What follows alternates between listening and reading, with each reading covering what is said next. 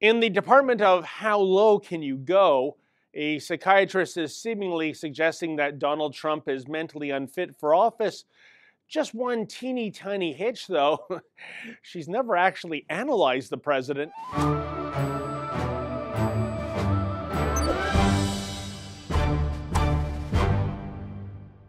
So, Dr. Bandy Lee would seem to be one hell of a shrink. She's edited a nail biter called The Dangerous Case of Donald Trump, which includes testimonials from 27 psychiatrists and mental health experts. Cutting to the chase, here's what she told CNN, quote, "Lawmakers were saying they have been very concerned about this, the president's dangerousness, the dangers that his mental instability poses on the nation," end quote. Wow, the president is dangerous? This is serious, very serious.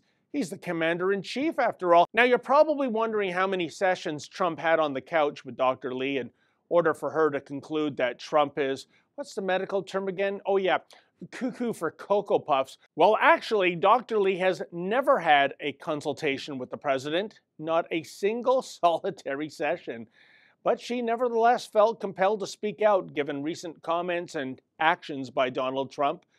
What comments and actions, you ask? Hey, it's Trump. Any comment or action will do, I suppose. Dr. Lee's acumen for psychiatry is amazing, to be sure. It's kind of like a mechanic just looking at a car, and before even popping the hood or cranking the ignition, he states that the vehicle obviously needs a new alternator. Now, that's one hell of a grease monkey. But, you know, it's one thing for an automotive technician to speculate on what ails a car. It's quite another for a psychiatrist to pull off such a stunt with a patient she's never actually seen, especially if that patient happens to be the president. In fact, Dr. Lee has actually breached ethical guidelines by doing so. The American Psychiatric Association banned psychiatrists from diagnosing patients without a formal examination.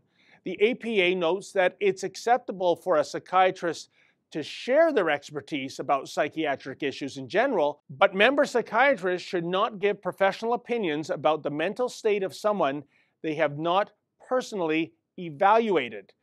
Oopsie, how do you suppose such an esteemed head shrinker like Bandy Lee ever forgot that little ethical nugget lifted from Psychiatry 101? Indeed, in a Washington Examiner article, thanks to Dr. Lee's indiscretions, the APA has reminded all of its members that one of its core principles, known as the Goldwater Rule, has been in place since 1973 and states that psychiatrists should not publicly issue medical opinions about people they haven't personally examined in a medical context.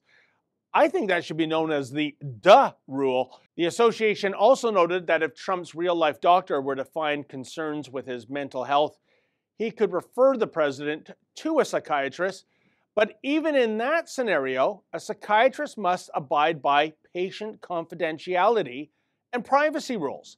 Hey, did you forget about those silly regs too, Dr. Lee? You know, the expectation of confidentiality, the right to privacy. Oh, by the way, Trump's real-life doctor actually did indeed examine him recently. Navy Rear Admiral Dr. Ronnie Jackson, who served as the presidential physician since 2013, gave the president a clean bill of health. And presumably because of the outrageous speculation in certain circles that Trump is losing his marbles, Dr. Jackson conducted a lengthy and unusual briefing at the White House where he offered a detailed rundown of Trump's latest physical as president. Oh, it should also be noted that part of the exam involved President Trump undergoing tests for cognitive disorders such as Alzheimer's disease. Sorry to disappoint all the Trump haters out there, but the president scored a perfect 30 out of 30. Hello, now paging Dr. Bandy Lee. Can we have a second opinion from you, please? From 500 miles away, perhaps? Actually, Bess Lee keeps her medical opinions to herself. That's because the American Psychiatric Association notes that, quote, using psychiatry for political or self-aggrandizing purposes is stigmatizing for our patients and negatively impacts our profession, end quote.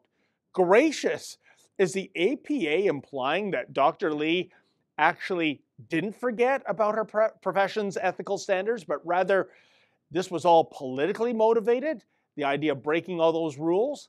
If that's the case, then hey, Dr. Lee, how does that saying go? Physician, heal thyself. For the Rebel.media, I'm David the Menzoid Menzies. Hey folks, if you like that commentary, please consider becoming a Rebel Premium subscriber and never miss another Rebel video.